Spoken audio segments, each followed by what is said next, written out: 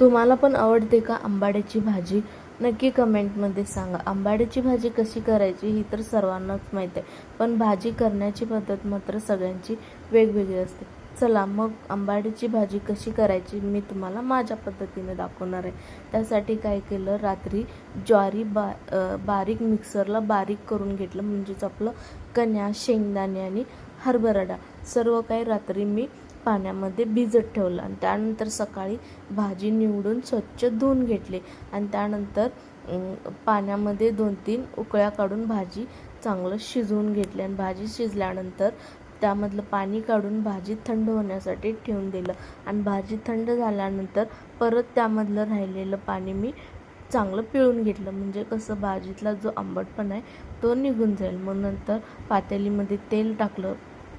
तेल तापल्यानंतर मोहरी, जिरं व थोडंसं हिंग टाकून घेतलं आणि हिंग टाकल्यानंतर त्यामध्ये टाकलं लसूण आणि लसूण टाकल्यानंतर मग मी त्यामध्ये टाकून दिलं रात्री भिजवत ठेवलेले कण्या, शेंगदाणे आणि हरभरा डाळ आणि ते लसणामध्ये चांगलं असं फ्राय करून घेतलं आणि त्यानंतर मग मी टाकून दिलं त्यामध्ये शिजवलेली आंबाड्याची भाजी आणि ते सर्व त्या मसाल्यामध्ये मिक्स करून घेतलं आणि मिक्स केल्यानंतर मग मी त्यामध्ये ॲड केलं पाणी आणि पाणी ॲड केल्यानंतर परत भाजी सर्व एकजीव करून घेतलं आणि एकजीव केल्यानंतर मग ॲड केलं चवीनुसार मीठ आणि मीठ ॲड केल्यानंतर भाजी चांगली शिजवायला ठेवली.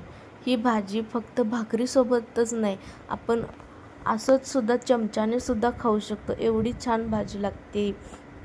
तुम्हाला पण आवडते का अशी खायला ही आंबाड्याची भाजी? तर मला नक्की कमेंटमध्ये सांगा.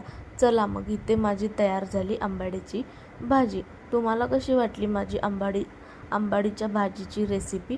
नक्की कमेंट करा आणि जर माझी व्हिडिओ आवडली असेल तर लाईक, शेअर, सबस्क्राईब आणि कमेंट करायला विसरू नका. चला भेटू पुढच्या व्हिडिओमध्ये.